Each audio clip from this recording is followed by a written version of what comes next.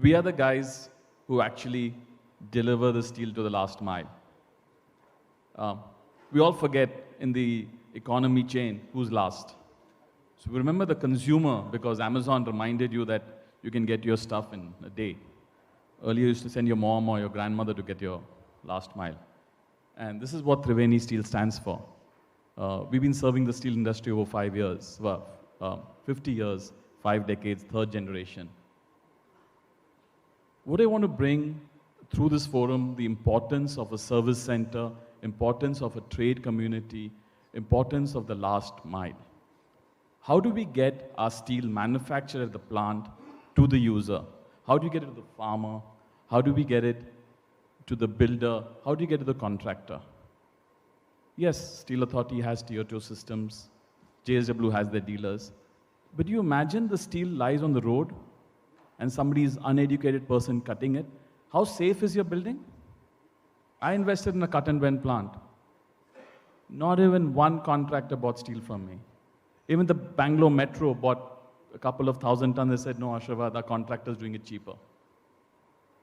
When we process steel we used to process for POSCO, and they used to pay us at least $50. If I go into an Indian manufacturer and say, can't you do it for $10? What is it? It's only a machine and cutting it. So these are some of the challenges which a last mile looks at. And I request Monica and Metal Logic platform to actually educate the manufacturers that last mile is their partner to success.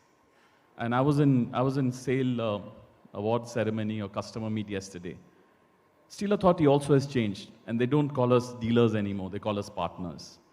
So I guess somewhere the change is happening, but it has to be more transparent, more important, and more well laid out for the system. The other part, very interesting, is technology. All of us buy our steel through, or our personal items through online, but how much of it goes through digital platform? Steel is not digital. Why not? There are some companies who have come up like Off Business, Zworks, Metal Street, XYZ. How much penetration do they have? They've all turned themselves to NBFCs. But where is the steel last mile delivery gone? We spoke about logistics when these companies came in. They got funded for being in logistics or being the last mile delivery. They've all gone into financing. So there's a huge opportunity again if the traders, the service centers, and the manufacturers partner give finance. So when you talk about manufacturing, what your supplier or your the SME wants is credit, because you're going to pay them after 90 days or 60 days of the goods. Somebody in between has to fund them. So earlier the trade community used to do that. But if it all becomes certified technologically, that you are an A-grade customer and you get that credit line, or you certify it. So it all becomes very transparent. So we all have to think about how do we get steel cheapest to the user.